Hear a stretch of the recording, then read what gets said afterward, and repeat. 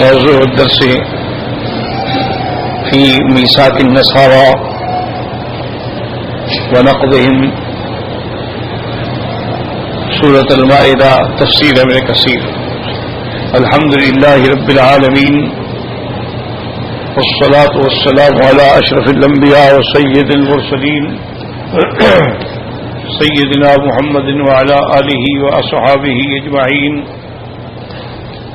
اللهم صل على سيدنا محمد وعلى آل سيدنا محمد كما صليت على إبراهيم وعلى آل إبراهيم في العالمين إنك حميد مجيد. أعوذ بالله من الشيطان الرجيم. بسم الله الرحمن الرحيم. ومن الذين قالوا إنا نصارى أخذنا ميثاقهم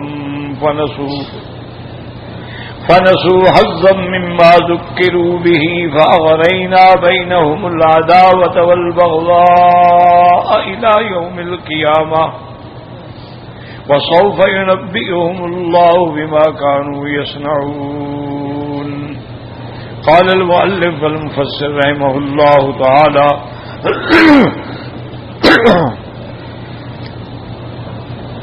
أدام النفع بعلومه وعلومكم في الدارين آمين إلى أن قال قول الله تبارك وتعالى ولقد أخذ الله ميثاق بني إسرائيل وبعثنا منهم 12 نقيبا يعني عرفاء على قبائلهم بالمبايعة والسمع والطاعة لله ولرسوله ولكتابه. اب مفسر رحمۃ اللہ علیہ ان آیات کی تفسیر بیان فرماتے ہیں کہ اللہ تبارک و تعالی نے بنی اسرائیل سے وعدہ لیا اور اس کے بعد ان کے لیے 12 سردار مقرر فرمائے کہ ان کی وہ بیعت کریں گے کہ ان کی ہر بات سنیں گے، لیکن وہ بات جو اللہ کے قرآن اور اللہ کے رسول کے فرمان کے مطابق. اسی سے علماء نے یہ استدلال کیا ہے کہ کسی بزرگ کی بیعت بھی کی جا سکتی ہے، کیونکہ بیعت علی السمع والطاعہ بھی ہوتی ہے، لیکن شرط یہ ہوگی کہ وہ بیعت جو ہے اور اس مرشد کا فرمان جو ہو وہ کتاب و سنت کے تابع ہو، اللہ کے رسول کے احکام کے تابع ہو. اگر وہ اللہ کے رسول کے احکام کے تابع نہیں ہے تو ایسے لوگوں سے نہ بیعت جائز ہے اور نہ ان کی فرما برداری جائز ہے. وقد ذكر ابن عباس ان ابن اسحاق وغير واحد ان هذا كان لما توجه موسى عليه السلام لقتال الجبابرة فأمر بأن يقيم نقباء من كل سبت نقيب. حضرت ابن عباس فرماتے ہیں کہ جب اللہ تبارک و تعالی نے موسیٰ علیہ السلام کو حکم دیا تھا کہ آپ جائیں اور بیت المقدس میں داخل ہوں، اس دور میں وہاں بڑے بڑے جبارین تھے، تو اس وقت یہ حکم ملا تھا کہ آپ اپنے 12 قبیلوں پر ہر قبیلے کا ایک سردار مقرر کریں تاکہ وہ اس کی نگرانی میں اپنے قبیلے کو سنبھال سکے. لیکن موسیٰ علیہ السلام کی قوم بھی عجیب تھی. جب حضرت موسیٰ علیہ السلام وہاں پہنچے اور آپ نے ان کو حکم دیا جہاد کے لیے تو کہنے لگے یا موسیٰ ان فیہا قوما جبارین، وہاں تو بہت بڑی سخت طاقتور قوم ہے، لن ندخلھا حتی یخرجوا منھا، پہلے ان کو نکالو پھر ہم داخل ہوں گے، اس سے پہلے تو ہم نہیں داخل ہوں. حتیٰ کہ موسیٰ علیہ السلام نے جب بہت زیادہ اصرار کیا تو وہ بالکل ڈھیٹ بن گئے، کہنے لگے فذهب انت وربک فقاتلا، آپ جانے آپ کا خدا جانے، ہم تو یہیں بیٹھے ہیں، آپ جا کے لڑیں، ہم نہیں لڑتے. وہاں اتنی بڑی جبار قوم ہے، ان سے کون مقابلہ کر سکتا. تو اس وقت یہ 12 سردار بنائے گئے تھے. قال محمد بن اسحاق کان من سبط روبیل شامون ابن رکون، کہ روبیل جو قبیلہ ہے اس پر جو مقرر کیا گیا اس کا نام شامون ابن رکون تھا. ومن سبط شمعون شافات ابن ہری، ومن سبط یہوذا کاذب ابن یوفنا، ومن سبط اتین میخائیل ابن یوسف، ومن سبط یوسف وسبط افرایم یوشع ابن نون ومن سبط بنیامین فلتم بن الضفون ومن سبط زبولون جدی ابن شورا ومن سبط منشا ابن یوسف جدی ابن موسیٰ ومن سبط دان خملائیل ابن حمل ومن سبط اشار ساتور ابن ملکیل ومن سبط نفضال ابن بحرین ومن سبط یساخر لابل ابن مقید. تو اصل میں یاد رکھیں یہ ان کے نام ہیں 12 جو قبیلے کے سردار تھے، لیکن یہ سب اسرائیلی روایات ہیں، ان پر اعتماد نہیں کیا جا سکتا. معلومات کے لیے علماء لکھ دیتے ہیں، ورنہ آپ دیکھیں نا قرآن نے ایک ہی بات کی ہے کہ وَجَعَلْنَا مِنْهُمْ اثْنَيْ عَشَرَ نَقِيبًا، ہم نے ان پر 12 سردار مقرر. اب ناموں کی کیا ضرورت ہے؟ اس لیے اللہ نے قرآن میں کبھی نام کی بحث نہیں کی، یاد رکھو. جیسے کہ اصحاب کہف کا کتنا عظیم واقعہ ہے، یعنی جس کے نام پہ سورۃ الکہف ہے قرآن میں، لیکن اللہ نے نام نہیں دیا. اذ اول فتیۃ الی الکہف، وہ چند نوجوان جنہوں نے پہاڑ کی غار میں جا کے بنا لی، بھئی ان کا نام کیا تھا اللہ جانے. اللہ نے قرآن میں ذکر نہیں کیا، اور قرآن ایسی باتوں کا کبھی ذکر نہیں کرتا، ہمیشہ یاد. اکثر عبرت ہوتی ہے واقعے سے، نام سے تو نہیں ہوتی. اب دیکھیں کتنے انبیاء گزرے ہیں، قرآن پاک نے صرف 25 انبیاء کا نام لیا ہے، باقی کسی کا نام نہیں لیا. اتنا بتا دیا حضور پاک صلی اللہ علیہ وسلم من قصصنا علیک ومنہم من لم نقصص علیک. بعض انبیاء ہیں جن کے واقعات ہم نے آپ پر بیان فرمائے ہیں، اور بعض انبیاء ہیں جن کا ہم نے آپ پر ذکر ہی نہیں فرمایا، ان کا ذکر ہی نہیں کیا. تو اس لیے ہمیشہ یاد رکھیں کہ جتنے محققین علماء ہیں، مفسرین ہیں، وہ فرماتے ہیں کہ اب ہی منہ کما ابہم اللہ، کہ جس چیز کو اللہ قرآن میں نہ بیان کرے تم بھی چپ کر جاؤ، ضرورت ہی نہیں بات کرے. اگر ضرورت ہوتی تو اللہ لازم بیان کرتا. تو اگر اللہ نے کسی چیز کا نام نہیں لیا ہے تو ہمیں بات کرنے کی کیا ضرورت ہے؟ اب دیکھیں قرآن پاک کا وَأَوْحَيْنَا إِلَىٰ أُمِّ مُوسَىٰ، ہم نے موسیٰ علیہ السلام کی طرف ماں کی طرف وحی بھیجی. بھئی ماں کا نام کیا تھا؟ قرآن کو اس سے غلطی نہیں، مقصد تو قصہ بیان کرنا. اذ قالت لأختہ قصیہ وبصرت بہ عن جنب، کہ جب ماں نے حضرت موسیٰ کے بھائی سے کہا کہ جاؤ ذرا پتہ تو کرو موسیٰ علیہ السلام کی صندوق کہاں پہنچی، تو قالت لأختہ یعنی ان کی بہن. اب نام کیا ہے اللہ عالم، قرآن نہیں ذکر کرتا. اسی طرح آپ دیکھیں سورت یوسف کتنی عظیم سورت، یعنی سورت یوسف بڑی عظیم اور عظیم واقعہ، اور پہلے پیغمبر کا واقعہ ہے جو الف سے لے کر یہ تک ایک ہی سورت میں ذکر کیا گیا، باقی کسی پیغمبر کا ایسے نہیں. اب ابراہیم علیہ السلام کبھی ایک ٹکڑا ذکر کیا گیا، کبھی دوسرا، کبھی تیسرا، کبھی چوتھا، کبھی پانچواں، کبھی کسی صورت میں، کبھی کسی صورت میں، کبھی. لیکن یہ یوسف علیہ السلام کی شان ہے کہ جن کے واقعے کو اللہ نے قرآن میں ایک ہی دفعہ پوری کامل صورت میں ذکر کیا. لیکن کیا ہے کہ اب ان کے بھائیوں کا نام کیا تھا اللہ نے قرآن ذکر نہیں کیا.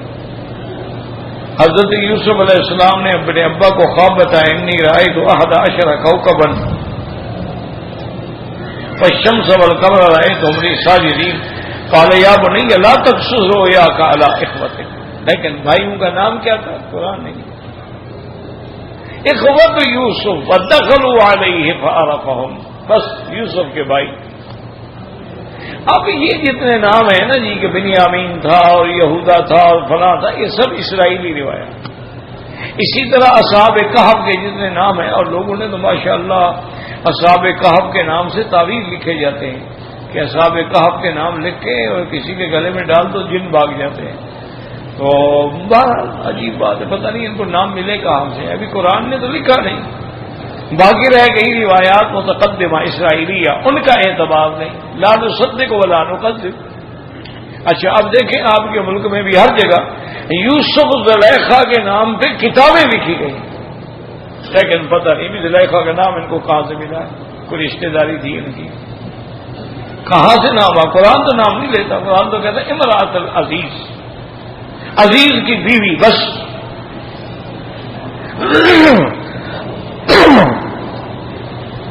اسی طرح جن عورتوں نے ہاتھ کاٹے تھے، فلما سمعت بمکرہن ارسلت الیہن، نام کوئی نہیں، کیا نام ہے؟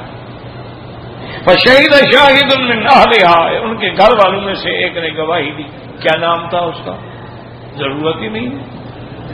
تو جس چیز کی ضرورت نہ ہو قرآن بیان ہی نہیں کرتا۔ ہمیشہ ایک بات یاد رکھیں، قرآن کا مقصد یہ ہے کہ جو منشا ہے، جو حکم خدا بندی ہے اس پہ غور کرو، ناموں میں غور کرنے کی کیا ضرورت ہے؟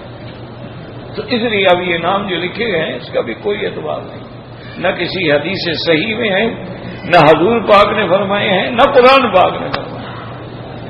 لیکن ہمیں ایک مصیبت یہ ہے، بڑی بدقسمتی ہے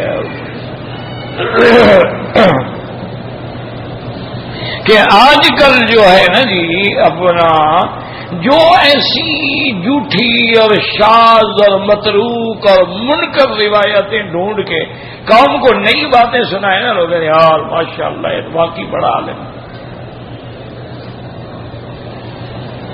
یہ نہیں جانتے کہ اللہ کے بندے وہ تو وہ روایات بیان کر رہا ہے جو منکر ہیں، جو موضوع ہیں، جن روایتوں کا اعتبار نہیں ہے۔ لیکن یہ کہیں گو جی ماشاءاللہ فلاں ڈاکٹر صاحب، فلاں پروفیسر صاحب کمال کی بات کی، آج تک جی ہم نے کسی سے سنی نہیں۔ کیوں سنتے؟ کیوں؟ کوئی صحیح آدمی تو اس کو نقل ہی نہیں کرے گا، تو آپ کہاں سے سنتے؟ وہ تو جھوٹی باتیں، وہ روایات شاذہ ہیں، اور روایات ایسی ہیں جو موضوع ہیں، گھڑی ہوئی روایات۔ اس لیے آج کل بڑی مشکل یہ ہے، ہم اسی کو مولوی مانتے ہیں، اور اچھا اسی طرح جو آدمی الٹی پلٹی باتیں کرے اسی کو ہم پیر مانتے ہیں، یعنی جو بالکل ایسی ایسی باتیں سنائے کہ آدمی کا دماغ حیران ہو جائے۔ ایک پیر صاحب تھے آپ کے ملک میں، اب تو فوت ہو گئے، ان کی عادت یہ تھی، بڑا پیر تھا بھائی، آپ کے ملک کے بڑے بڑے جنرل اور پریزیڈنٹ اور بڑے بڑے منسٹر اور بڑے بڑے لائرز اس کے مرید تھے۔ وہ جب سفر پہ جا رہے ہوتے نا جی، 5-6 گاڑیاں تو خیر ان کی اپنے ساتھ ہوتی تھی نا، خادموں کی اور ان کے خلفاء کی اور خدام کی، تو اب مین روڈ پہ جاتے جاتے وہ فوراً ڈرائیور سے کہتے گاڑی روکو گاڑی روکو گاڑی روکو گاڑی، اور اتر کے بس دوڑ کے چلے جاتے وہاں سڑک سے دور ایک فضلان کے قریب جا کے ہاتھ باندھ کے کھڑے ہوئے۔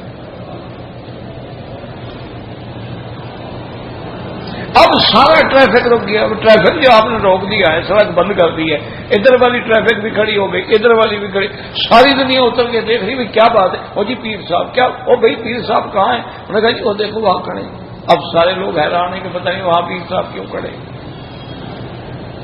کوئی 10-15 منٹ آدھا گھنٹے کے بعد پیر صاحب تشریف لاتے اور آنسو بہ رہے ہیں، اور جناب بڑا عجیب کیفیت ہے، اور خادم ہاتھ باندھ کے کھڑے ہیں۔ حضرت انہوں نے کہا حضور پاک تشریف لے جا رہے تھے، میں ملنے کے لیے گیا تھا۔ اب اتنا بڑا جھوٹ یار، تو ابو بکر نے بھی کبھی نہیں کہا کہ حضور جا رہے تھے، موت کے بعد میں ملنے گیا تھا۔ یہ تو کبھی حضرت عمر نے بھی نہیں کہا، حضرت عثمان نے بھی نہیں کہا، حضرت علی نے بھی نہیں کہا، حسن حسین نے بھی نہیں کہا، بی بی فاطمہ نے بھی نہیں کہا۔ اتنی جرت تو انہوں نے بھی نہیں کی کبھی۔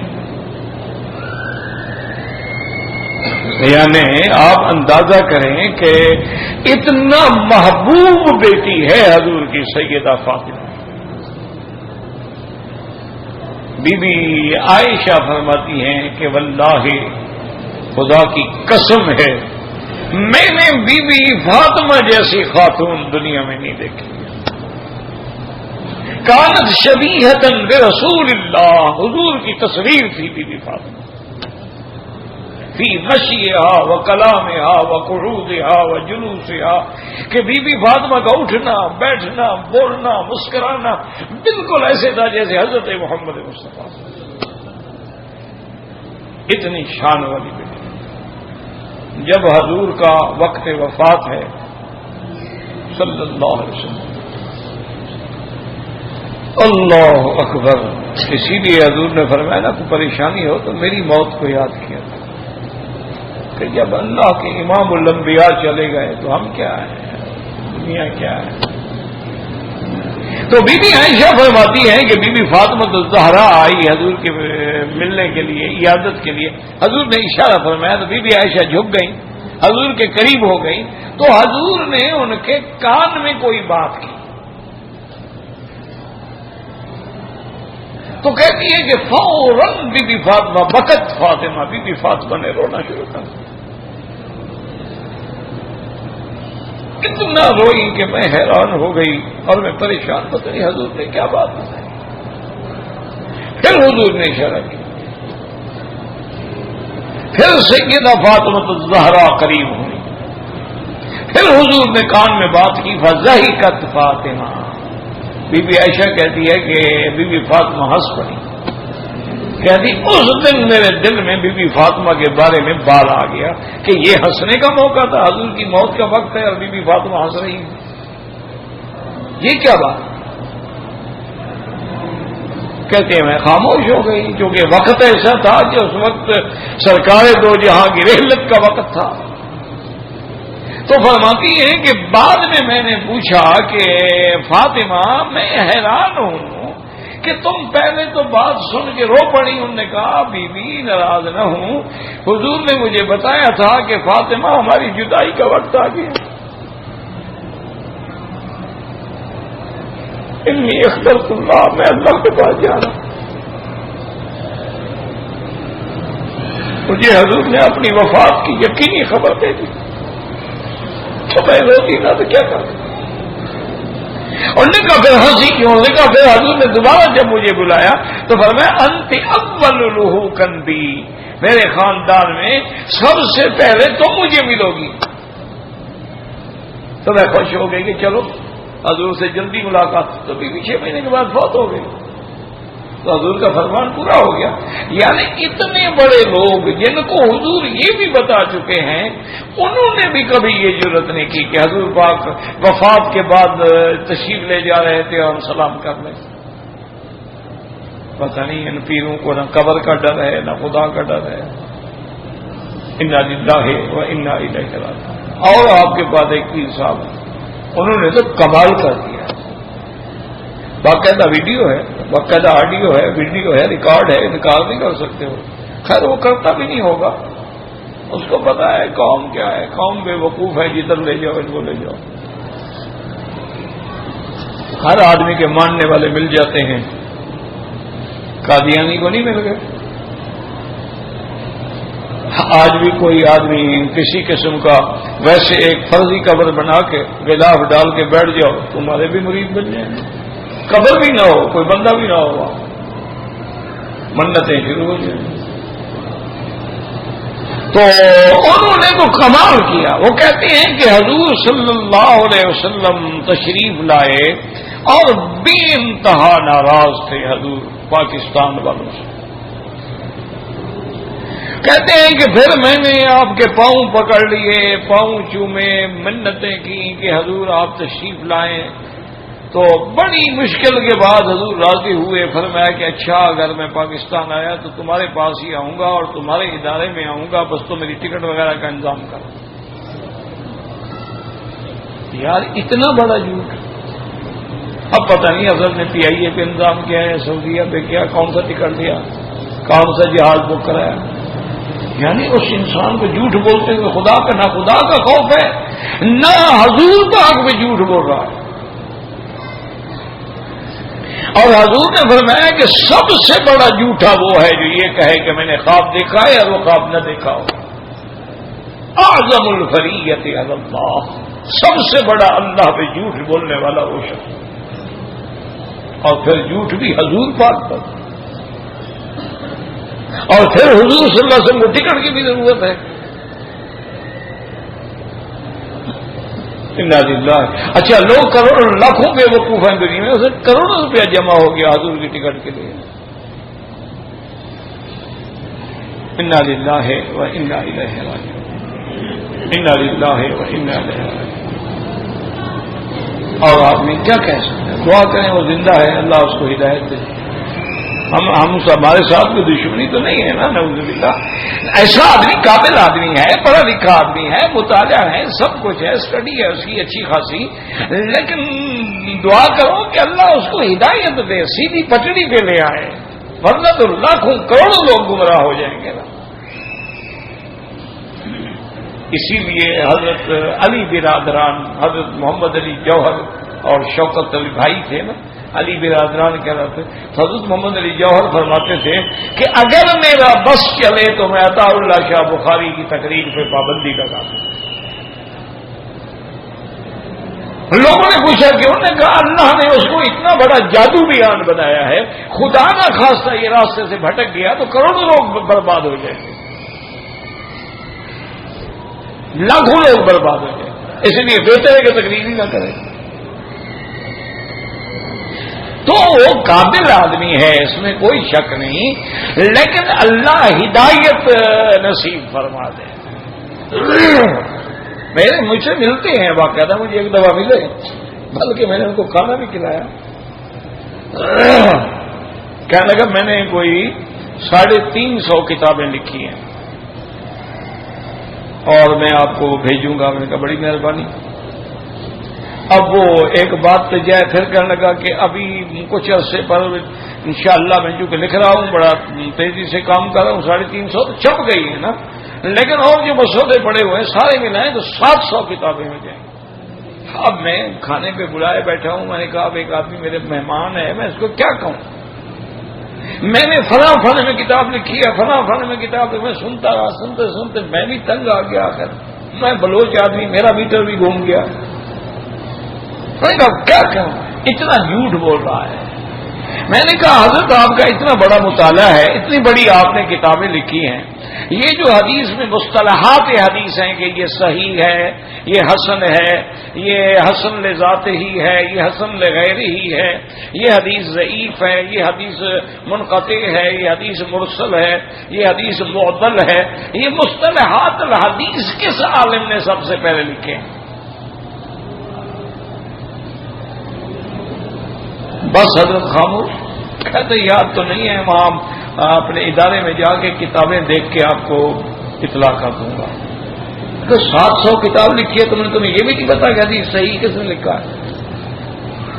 تو کیسے کتاب ہے؟ میں نے کہا ڈاکٹر صاحب آپ نے لکھی۔ وہ کہتے ہیں یہ ضروری تو نہیں نا کہ مجھے ہر بات یاد ہو، کہ یاد کی بات نہیں ہے، تو مصطلحات الحدیث ہیں۔ میں نے کہا چلو یار تم گھر سے بھی لکھ کے بھیج دینا، لیکن کتنے دن میں بھیجو گے؟ کہتے نہیں بس میں پہنچوں گا تو میری اتنی بڑی لائبریری ہے، آپ کبھی تشریف لائیں، ہم آپ کا استقبال کریں گے۔ تو میں نے کہا انشاءاللہ زندگی تو بہرحال وہ آج جواب دے گا۔ پھر مجھے ملا رمضان شریف میں پورے پہ آئے ہوئے تھے، مقام ابراہیم کے پیچھے میں نے پکڑ لیا۔ میں نے کہا تھا تو جواب نہیں آیا، کہتے وہ بھول گیا تھا۔ میں نے کہا اب تو یاد آ گیا نا آپ کو؟ کہتے ہیں اب تو خیر یاد آ گیا۔ میں نے کہا چلو اب کیا بھجوائیں گے؟ اب میں نے کہا حضرت ابن صلاح نے لکھا ہے، لمبی چوڑی بحث کی ضرورت ہی نہیں ہے، آپ کو اتنا بھی پتہ نہیں ہے، اور آپ 700 کتابوں کے مصنف، ایسی باتیں نہ کیا کریں، اس سے شان بڑھتی نہیں ہے۔ جب کبھی راز کھلتے ہیں نا تو آدمی کی ساری عزت ختم ہو جاتی ہے۔ میں نے کہا اللہ نے تمہیں عزت دی ہے، کوئی اچھا کام کرو۔ تو میرے ساتھ تو گپ شپ کرتا رہتا ہے، اللہ ہدایت دے گا، دعا تو میں کرتا رہتا ہوں، سچی بات ہے، میرا کوئی دشمن تو نہیں ہے، میں تو سب کے لیے دعا کرتا ہوں کہ اللہ ہدایت اور اللہ کام لے اور صحیح کام لے، دین کا کام لے۔ ایک آدمی جو قرآن پڑھا رہا ہے نا بچوں کو، یہ بڑا کام ہے، اس کو معمولی نہ سمجھا کرو۔ ایک آدمی جو قاعدہ نورانی پڑھا رہا ہے، بڑا کام، اس کو ایسا نہ سمجھا چھوڑو یار قاعدہ پڑھاتا ہے یار، یہ نہیں، بنیاد ہے قاعدہ۔ قاعدہ آئے گا تو قرآن بھی آئے گا نا۔ تو اس لیے ہمیشہ یاد رکھو، یہ جو نام ابھی میں آپ کے سامنے پڑھ رہا ہوں، یہ سب روایات اسرائیلی ہیں، ان پر کوئی اعتبار نہیں۔ وقد رأيت في الصدر الرابع من التوراة تعداد النقباء إلى أصباط بني إسرائيل وأسماء مخالفة لما ذكره ابن اسحاق. اب مفسر فرماتے ہیں کہ میں نے صدر الرابع کے اندر تورات کا ایک حصہ ہے، باب ہے، اس میں ان 12 سرداروں کے نام دیکھے ہیں، لیکن وہ نام اس سے الگ ہیں جو ابن اسحاق نے ذکر کیا. وہ اور نام ہے، یہ اور نام. اصل تو سارے غلط ہیں نا، جب ثبوت ہی نہیں ہے، قرآن نے ذکر ہی نہیں کیے. کام فعلا بنی روبیل الیسور بن سعدون والی ابن شمعون شموال بن ثور الشکی وعلا بنی یہوذا الحشون بن امی عذاب وعلا بنی ساخر شان بن ساؤن وعلا بنی زبول الباب بن آلوب وعلا بنی افراہیم منشاہ ابن امنہور وعلا بنی منشاہ ملیائیل ابن برسون وعلا بنی بنیامین عبیدین ابن جدعون وعلا بنی دان جعید ابن امیشری وعلا بنی اشارت حائر ابن اجران وعلا بنی کانا سیف بن داعبویل وعلا بنی نفتالی الزیب بن امینان. اللہ عالم. وہکذا لما کان فلما بایا رسول اللہ صلی اللہ علیہ وسلم صار لیلۃ العقبہ، حضور پاک نے انصار سے لیلۃ العقبہ بیعت کی. یاد رکھو عقبہ کا معنی ہے، عقبہ ایک وادی ہے. آپ مینا میں جاتے ہیں نا، جہاں جمرۃ العقبہ جس کو کہتے ہیں، یہی عقبہ وادی ہے. اس جمرے سے کوئی 200-300 میٹر پہلے ایک چھوٹی سی مسجد ہے. اسی جگہ حضور پاک نے مدینے والوں سے بیعت کی. چونکہ ایام حج میں آتے تھے نا لوگ، تو حضور آہستہ آہستہ جاتے تھے اور چھپ کے بیعت کی. تو حضور صلی اللہ علیہ وسلم نے جب ان سے بیعت لی ہے تو آپ نے ان میں بھی 12 سردار بنائے. ثلاثة من الأوس هم وسيد بن الحذير وسعد بن خيثمة ورفاعة بن عبد المنذر ويقال بدر بن هيثم بن طيحان رضي الله عنه و9 من الخزرج. 3 جو تھے وہ بنو اوس سے اور 9 جو تھے وہ خزرج سے. وهم ابو امامة اسد بن زرارة وسعد بن الربيع وعبد الله بن رواحة ورافع بن مالك بن العجلان والبراء بن معرور وعبادة بن الصامت والسعد بن عبادة وعبد الله بن عمرو بن حزام والمنذر بن عمر بن نيس رضي الله تعالى عنهم. وقد ذكرهم كعب بن مالك في شعر له. ان 12 سرداروں کا نام جو ہے کعب بن مالک نے اپنے اشعار میں بھی ذکر فرمایا ہے. كما اورده ابن اسحاق رحمه الله تعالى والمقصود ان هؤلاء كانوا رفعنا قومهم ليلة اذ عن امر النبي صلى الله عليه وسلم بذلك. ان کو حضور نے سردار بنایا کہ اپنے اپنے قبیلے میں جا کے اسلام کے لیے کام کریں. وهم الذين ولوا المعاقدة والمبايعة عن قومهم. اور انہی سرداروں نے آ کر پھر اپنی قوم سے بیعت لی للسمع، تاکہ حضور پاک صلی اللہ علیہ وسلم کے حکم کو سنیں گے اور اس پہ عمل کریں گے. قال الامام احمد حدثنا حسین حسن بن موسیٰ قال حدثنا عماد بن زید المجاهد الشعبي مسروق قال كنا جلوسا عند عبد الله بن مسعود رضي الله تعالى عنه وهو يقرئون القرآن. فرماتے ہیں کہ ہم حضرت عبداللہ بن مسعود رضی اللہ تعالی عنہ کی خدمت میں بیٹھے تھے اور وہ ہمیں قرآن پڑھا رہے تھے. وقالوا يا ابا عبد الرحمن هل سألتم رسول الله كم يملك هذه امة من خليفة؟ وقال عبد الله ما سألني انا احد منذ قدمت العراق قبلك.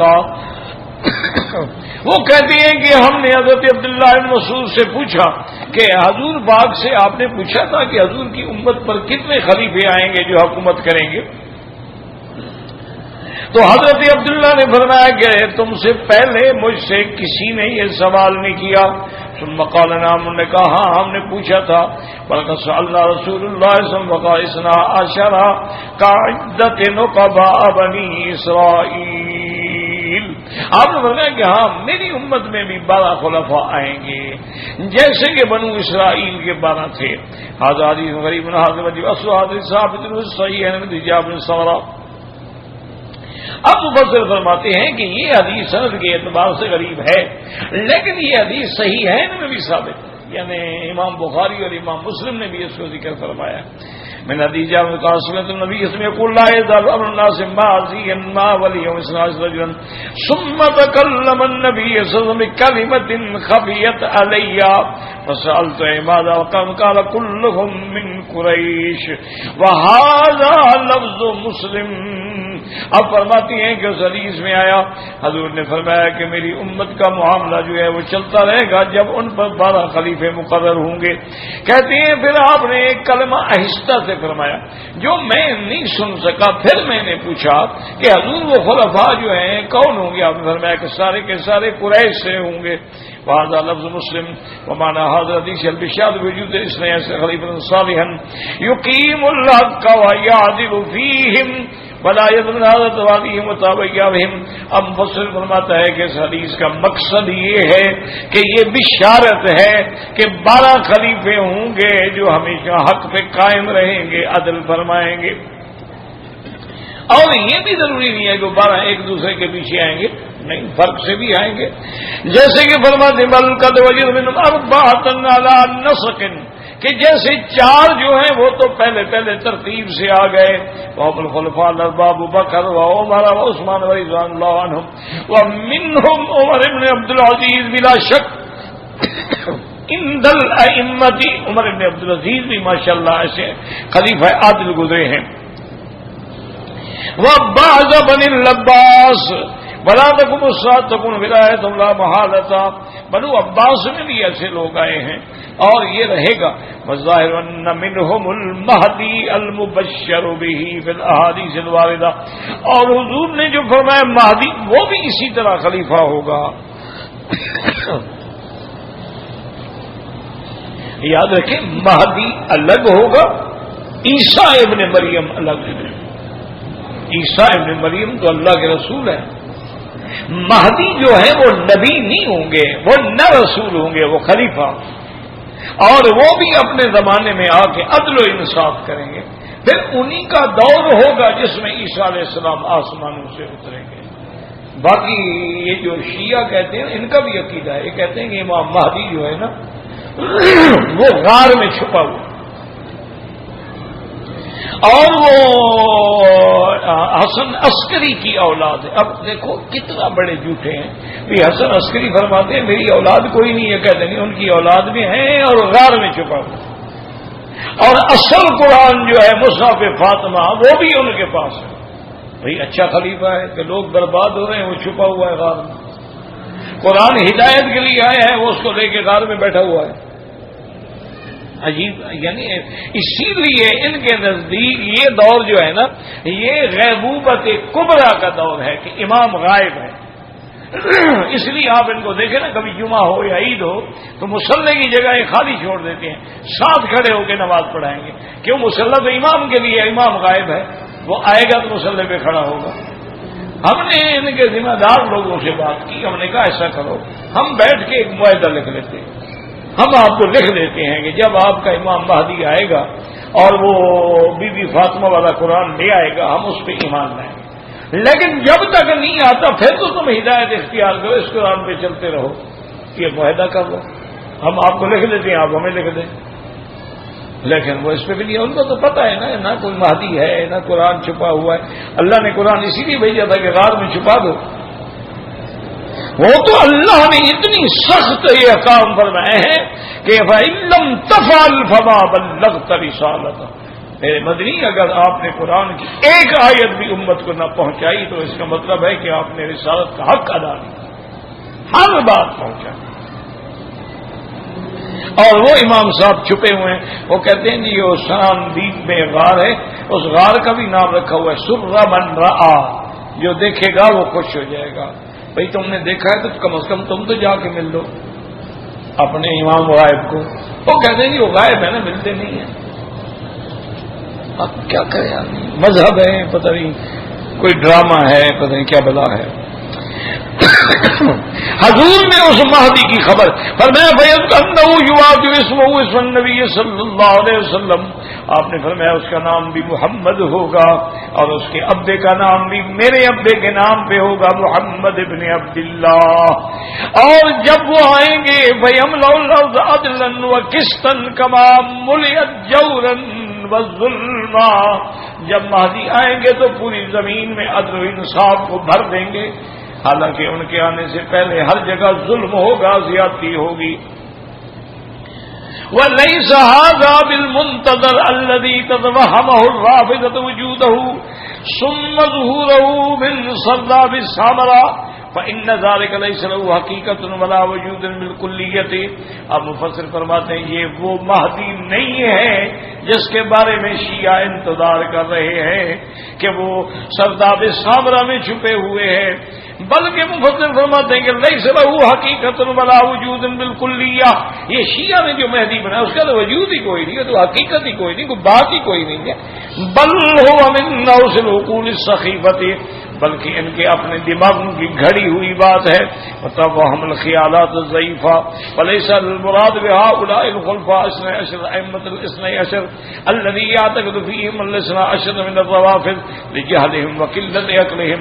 اور مفسر فرماتے ہیں کہ یہ 12 خلیفوں کا جو ذکر ہے یہ وہ 12 امام نہیں ہیں جو شیعہ نے بنائے ہوئے ہیں، ان کا تو کوئی ثبوت ہی نہیں ہے، اور ان کے بارے میں تو یہ بھی ثابت نہیں ہوتا کبھی انہوں نے ایک بستی کے اندر بھی خلافت کی ہو، تو فرمایا یہ تو سب ان کی جھوٹی روایات ہے، واللہ اعلم۔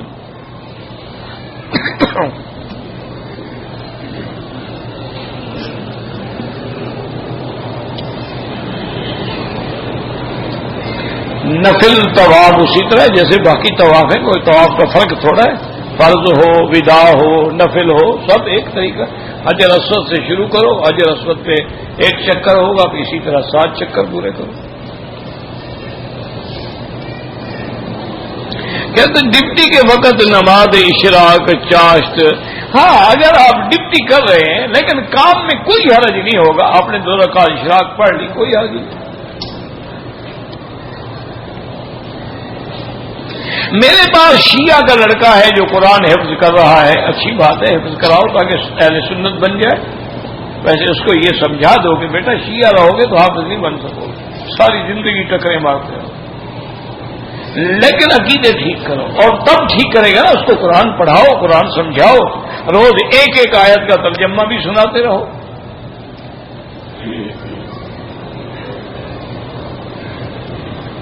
ہم نے کراچی سے احرام نہیں باندھا، مسجد عائشہ سے باندھا، ایک بکری دم بھی پڑ گئی اور آپ اصل عمرے سے بھی محروم ہو گئے۔ اصل عمرہ تو وہی ہے جو آدمی وطن سے آتے ہوئے کرتا ہے، وہ تو آپ نے کیا نہیں، پتہ نہیں کیا کرنے آ رہے تھے، یہاں البیت کے مرغی کھانے کے لیے آ رہے تھے، احرام نہیں باندھا تو آ کیوں رہے تھے آپ؟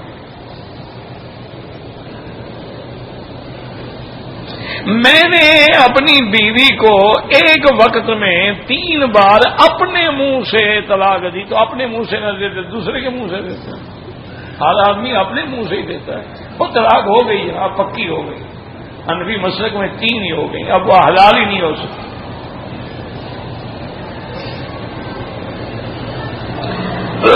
جو آج تراویح پڑھتے ہیں ہم ان پہ اعتراض نہیں کرتے، لیکن تعامل امت جو ہے حضور کے زمانے سے لے کر آج تک وہ 20 تراویح کرتا ہے، اگر کوئی 8 پڑھتا ہے پڑھتا رہے، ہمیں تو کوئی اعتراض نہیں، لیکن امت کا تعامل بھی تو دیکھنا پڑتا ہے نا، خلافت ابو بکر، خلافت عمر، خلافت عثمان، خلافت علی، اور آج تک بھی حرمین الشریفین میں ہمیشہ 20 تراویح پڑھی گئی۔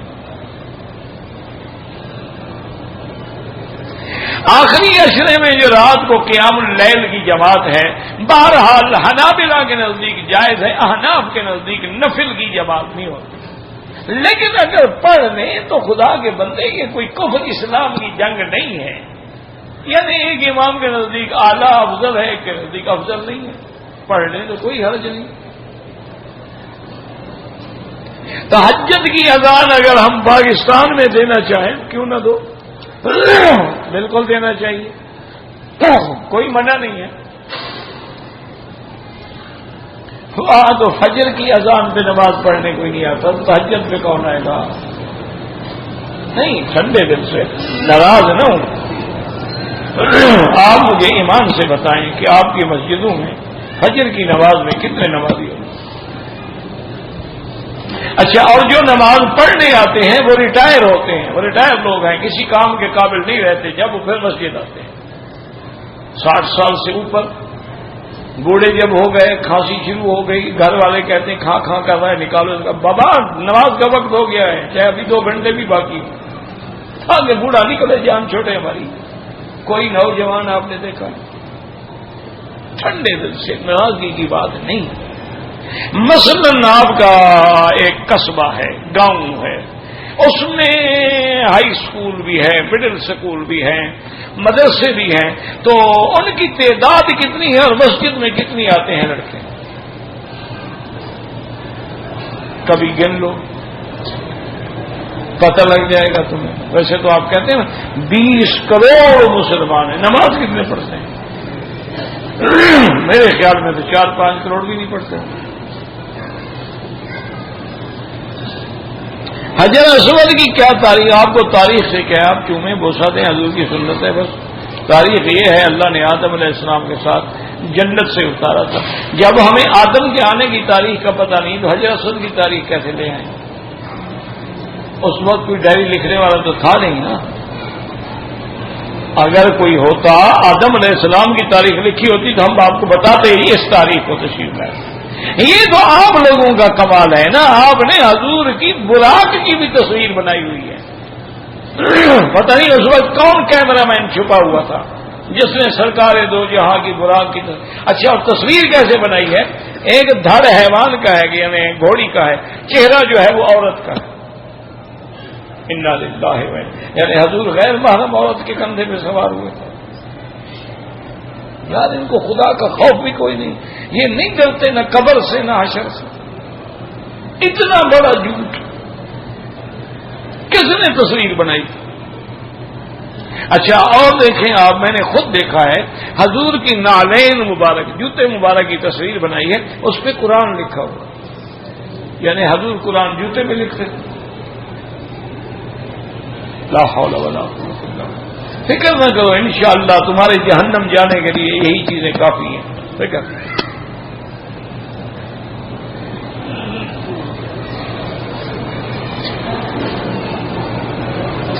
خانہ کعبہ کی چھت پر نماز نہیں ہوتی، کیوں نہیں ہوتی؟ ہوتی ہے جناب، حضرت بلال نے تو اذان ہی چھت پہ دی ہے کھڑے ہو۔ یہ تمہیں کیسے گا؟ یعنی کعبہ چونکہ نیچے رہ گیا تو اوپر نماز ہو، کعبہ جناب آسمانوں تک ہے، یہاں تک نہیں ہے جو چھت آپ کو نظر آ رہی ہے۔ اگر حنفی مسلک آدمی عصر کی نماز کے بعد طواف کرے اور 2 رکعت واجب الطواف بھی پڑھ لے تو کوئی حد نہیں بھائی، کیا ہے؟ کوئی کفر اسلام کی لڑائی ہے؟ احناف کے نزدیک افضل ہے کہ مغرب کے بعد پڑھے، باقی ائمہ کے نزدیک جائز ہے، پڑھ لیا تو کوئی بات نہیں۔ خانہ کعبہ کی طرف پاؤں کرنا مانا ہے بے ادبی نہ کرو۔ بعض ملکوں کے اندر پاؤں کرنا بے ادبی میں شامل ہی نہیں ہے، تو وہ کر سکتے ہیں۔ اسی طرح قرآن مجید، داڑھی منڈوانا جو ہے گناہ کبیرہ ہے، آدمی فاسق و فاجر ہو جاتا ہے۔ اگر آدمی نے داڑھی رکھنے کا وعدہ کیا لیکن داڑھی نہیں رکھی، ایک داڑھی نہ رکھنے کا گناہ، ایک وعدہ توڑنے کا گناہ۔ لوگ کہتے ہیں کہ فلانے کے صدقے میرا کام ہو جائے، وہ کسی کے صدقے نہیں ہوتا، اللہ سے براہ راست مانگو۔ جو دعا حضور نے خود سکھلائی ہے کہ ربنا آتنا فی الدنیا حسنۃ وفی الآخرۃ حسنۃ وقنا عذاب النار۔ حضور نے کبھی نہیں کہا کہ یا اللہ آدم کا صدقہ، ابراہیم کا صدقہ، خلیل کا صدقہ، اسماعیل ذبیح اللہ کا صدقہ، کبھی نہیں کہا، نہ صحابہ نے کبھی کہا۔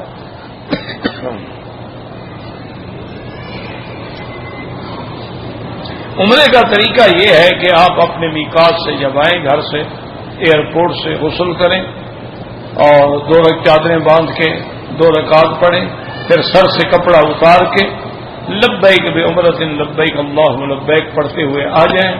مکہ مکرمہ میں جب پہنچے پہلے طواف کریں، پھر 2 رکعت پڑھیں، زمزم پئیں، پھر حجر اسود کو اشارہ کر کے صفا پہ جائیں، صفا سے شروع کریں مروہ تک 1 چکر، مروہ سے پھر صفا تک 2 ہو جائیں گے. 7 چکر ختم کرنے کے بعد افضل یہ ہے کہ اس طرح پھروائیں. اگر بال بڑے ہیں تو کٹوا بھی سکتے ہیں، لیکن سارے سر کے بالوں کا چوتھا حصہ کٹ جائے. ہر عمرے میں سر مڈانا پڑے گا، بال نہ بھی ہو اس طرح پھروانا پڑے گا.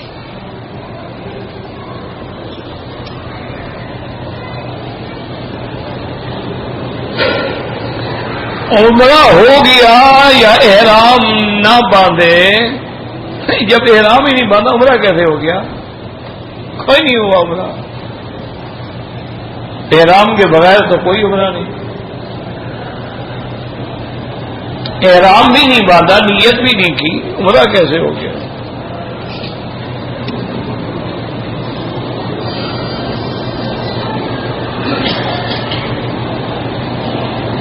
میں نے 7 چکر طواف کے پورے کیے، لیکن صفا مروہ کے 2 چکر لگائے اور ہوٹل چلا گیا. ایک بکری دم ادا کرو، سر بھی منڈاؤ اور دم بھی ادا کرو. اتنا تم تھک گئے تھے تو ریڈی پہ بیٹھ جاتے، تھک گئے تھے تو گھنٹہ ایک بیٹھ کے سانس لے کے پھر پورے کر لیتے چکر. اللہ کی ذات ہر ہوا معکم اینما کنتم، معیت علم کے ساتھ. ابو طالب بھی آپ کے والد عبداللہ بی بی آپ نے، ان کو حضور کی نبوت ہی نہیں ملی. ابو طالب کو ملی لیکن وہ اسلام نہیں لے آئے. باقی ابا پہلے فوت ہو گئے، بی بی آمنہ آپ کی عمر 8 سال تھی فوت ہو گئی. ان کو تو حضور کی نبوت کا زمانہ ہی نہیں ملا. ابو طالب کو ملا ہے، اور ابو طالب کو حضور نے کہا بھی یا ام کل کلمۃ احاج بہا عند اللہ، میرے چچا ایک دفعہ کلمہ پڑھ لو. لیکن انہوں نے نہیں پڑھا. انہوں نے کہا انا علی دین عبد المطلب، میں اپنے دادے کے دین پہ ہوں.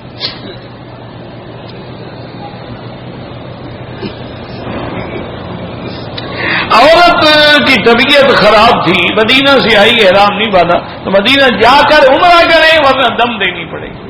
اگر مسجد عائشہ سے عمرہ کرو گے دم دینی ہوگی. اگر مدینہ منورہ واپس چلے جائیں زیارت بھی ہو جائے گی، وہاں سے احرام باندھ کے آ جائے تو 100 ریال میں کام ہو جائے گا. بکری تو 400 ریال میں ملے گی.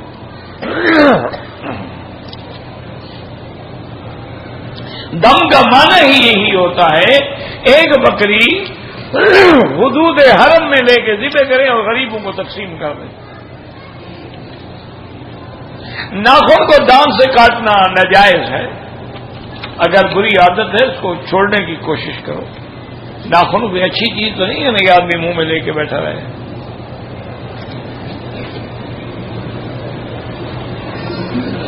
اگر ہم ساری دنیا سے درود پڑھیں گے تو فرشتے پہنچائیں گے. اگر مواجہہ شریف میں کھڑے ہو کے صلاۃ والسلام پڑھیں گے تو حضور سنتے ہیں. نفلی عبادات تہجد بھی ہے، اشراق بھی ہے، اوابین بھی ہے، صلاۃ الحج سب جائز ہے. مدینے کی مٹی میں شفا ہے. باقی کسی حدیث میں یہ حکم نہیں ہے کہ لے جاؤ.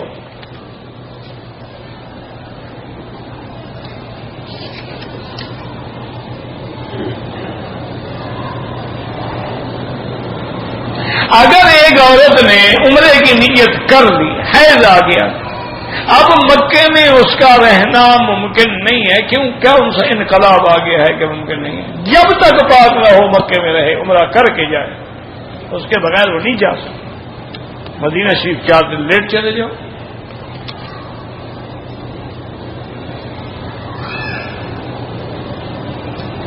اگر عورت قیام نہ کرے اور 3 مہینے کے بعد پہلے نامکمل عمرے کو مکمل کرنے کی نیت سے آئے تو بہرحال جب اس نے عمرہ نہیں کیا تو 3 مہینے تک تو اس پر احرام کی پابندیاں رہی نا. عمرہ تو اس نے کیا ہی نہیں. حتیٰ کہ علماء کہتے ہیں اگر مجبور ہو حیض کی حالت میں بھی عمرہ کر لیں تاکہ احرام سے تو نکلے، دم دے دے کہ اس نے پلید حالت میں عمرہ کیا. عمرہ نہیں کرے گی اور تو بالکل حالت احرام میں ہے. اور جتنے دفعہ میاں بیوی ملے ہوں گے اتنی دم پڑتے جائیں گے. یہ کوئی کھیل ہے، مذاق ہے، تماشا ہے. جب چاہو احرام باندھ لو، جب چاہو کھول دو.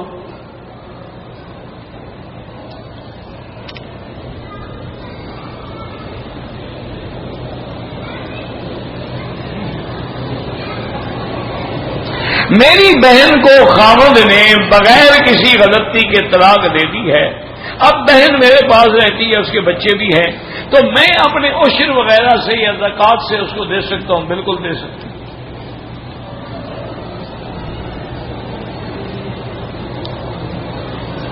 ایک موٹر سائیکل کی مارکیٹ میں نقد قیمت 70,000 ہے، لیکن ادھار پہ 90,000 ہے، وہ جائز ہے۔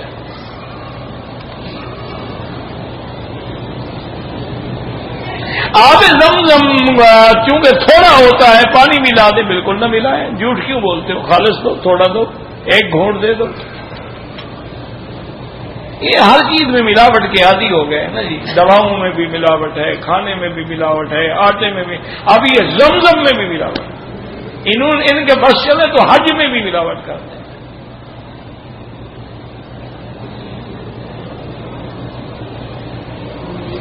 بھائی جو بھی جوتا ہو کہیں سے ملے، اگر پاک ہے تو طواف بھی جائز ہے، نماز بھی جائز ہے۔ طواف کے دوران نظر نیچے رکھے،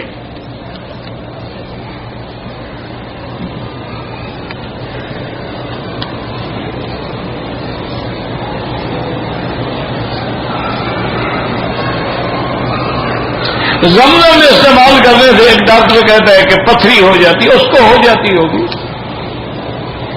اس کو ڈاکٹر صاحب کو ہوتی ہوگی پتھری، ہمارا تو ایمان ہے کہ پتھری ہو وہ بھی نکل جائے گی۔ ہم تو حضور کی بات پہ ایمان لاتے ہیں، ڈاکٹر کی بات پہ۔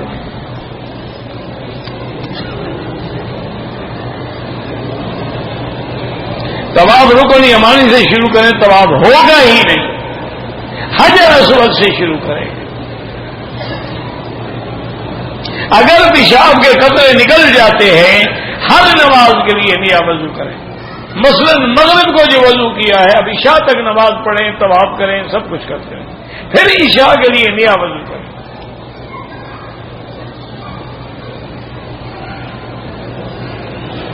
آدمی پیٹھ کو بغیر ٹیک کے ایسے اگر سو جائے وضو نہیں ٹوٹتا، اگر ٹیک لگائے تو وضو ٹوٹ جاتا۔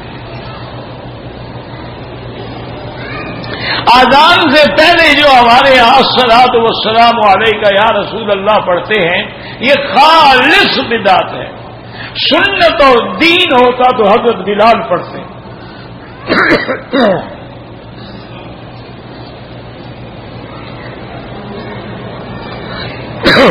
کہتے جی ڈاکٹر طاہر القادری ہیں، کوئی عامر لیاقت ہیں، کوئی غامدی ہے، کون ہے؟ آپ کے ملک کی چیزیں ہیں، آپ جانتے ہیں، مجھے کیا پتا کون ہے؟ یہ آپ کے ملک کے تحفے ہیں، آپ کو پتا ہے، مجھ سے کیوں پوچھتے ہو؟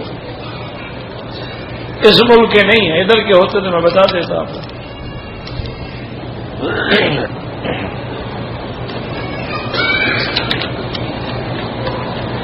البیت کی مرغی کھانی چاہیے کہ نہیں چاہیے؟ مجھے کیا پتا ہے کہاں سے آتی ہے؟ کادو کا چکن جو ہے اللہ کو پتا ہے، میرا خیال تو یہ ہے کہ نہیں کھانا چاہیے، کیونکہ باہر کی مرغی ہے، اعتبار تو نہیں ہے۔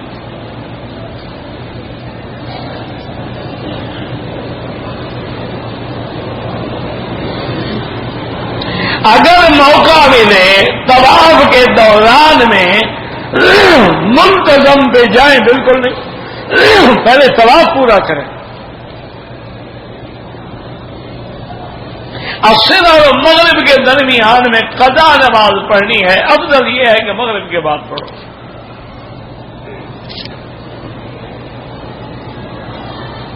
جب وہ مدینے کی رہائش کے لیے عشاء کے بعد مجھے نیچے ملے، انشاءاللہ میں لکھ دوں گا۔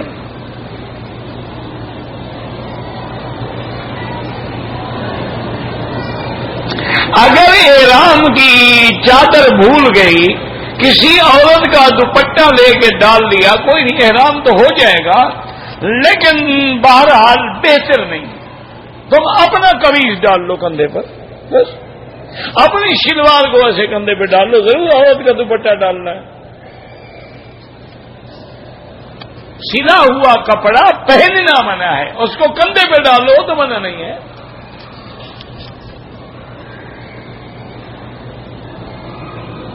اگر عمرے کی نیت کی اور درخت سے کوئی پھل توڑا، وہی پھینک دیا تو کوئی بات نہیں ہے، لیکن کون سا درخت تھا جس سے پھل توڑا تھا آپ نے؟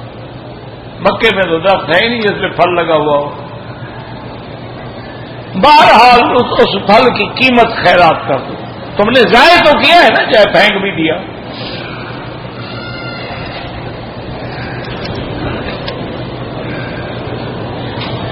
میں مدینہ سے مکہ آتے ہوئے احرام نہیں باندھا، طبیعت ٹھیک نہیں تھی. اگر واقعی بیمار تھے پھر تو کوئی جرمانہ نہیں ہوگا. اگر ویسے نخرہ ہے تو پھر عمرہ بھی کرو اور دم بھی ادا کرو.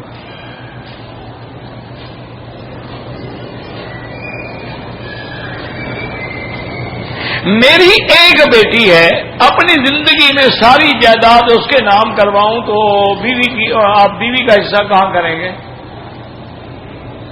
آپ کے والدین ہیں، بھائی ہیں، ان کے بھی تو حصے ہیں. صرف بیٹی کو کیوں دے دیں گے؟ سب کا حصہ شریعت کے مطابق دے.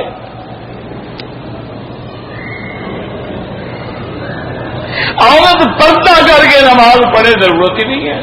چہرہ کھلا رکھے نماز میں. کون ایسا بدبخت ہے جب نماز پڑھی رہی ہوگی تو اس کا چہرہ دیکھ رہا ہوگا؟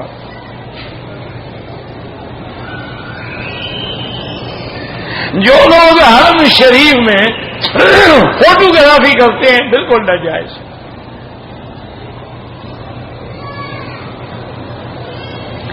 گندم کی قیمت 1200 روپے ہے، ادھار پہ 1800 میں دے، وہ ناجائز ہے. کیونکہ کھانے پینے کی چیز ہے جس پر انسان کے زندگی کا مدار ہے. ایسی چیزیں مہنگی نہیں کرنی چاہیے.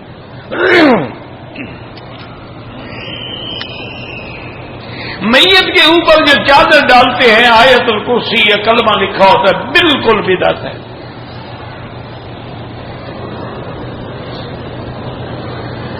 اللہ تعالی کہاں ہے؟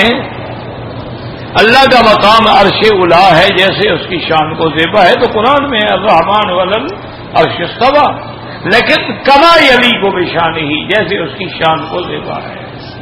اسی لیے امام مالک سے پوچھا کہ استوا کا کیا معنی ہے؟ انہوں نے فرمایا استوا معلوم والکیف مجہول، کہ استوا تو ہمارا ایمان ہے لیکن کیفیت ہم نہیں بیان کر سکتے. بس سوال عنہ بدعہ، ایسے بارے میں سوال کرنا بھی منع ہے. اللهم صل على سيدنا محمد وعلى آل سيدنا محمد وبارك وسلم. یا اللہ یا اللہ یا رحمان یا رحیم یا حی یا قیوم یا ذا الجلال والاکرام یا الہنا الہ کل شیء الہا واحدا لا الہ الا انت. اللهم انت الميسر لكل يسير وانت على كل شيء قدير. اللهم يسر امورنا وامور اولادنا وبناتنا وشبابنا واصحابنا وامور من اوصانا واستوصانا وامور المسلمين برحمتك يا ارحم الراحمين. اللهم اشف مرضانا ومرضى المسلمين. اللهم اشف مرضانا ومرضى المسلمين. اللهم ارحم موتانا وموتى المسلمين برحمتك يا ارحم الراحمين. اللهم اجعل لنا وللمسلمين من كل هم فرجا ومن كل ضيق مخرجا ومن كل بلاء عافيا. یا اللہ بیماروں کو شفا عطا فرما. یا اللہ ہماری ظاہری باطنی روحانی جسمانی بیماریاں دور فرما. یا الہ العالمین بے حیاؤں کو حیا عطا فرما. یا اللہ بے دینوں کو دین عطا فرما. بے اولادوں کو اولاد عطا فرما. قرض داروں کے قرض عطا فرما. جن کے گھروں میں بچیاں ہیں ان کے رشتے آسان فرما. یا الہ العالمین مسلمان جس ملک میں ہے اس کی جان مال آبرو عزت کی حفاظت فرما. یا اللہ جتنے دین کے ادارے ہیں مساجد ہیں مدارس ہیں معاہد ہیں وہ سب کی حفاظت فرما. دین کے کام کرنے والوں کی حفاظت فرما. یا ارحم الراحمین یا اکرم الاکرمین لا تردنا عن بابک خائبین. ربنا آتنا فی الدنیا حسنۃ وفی الآخرۃ حسنۃ وقنا عذاب النار.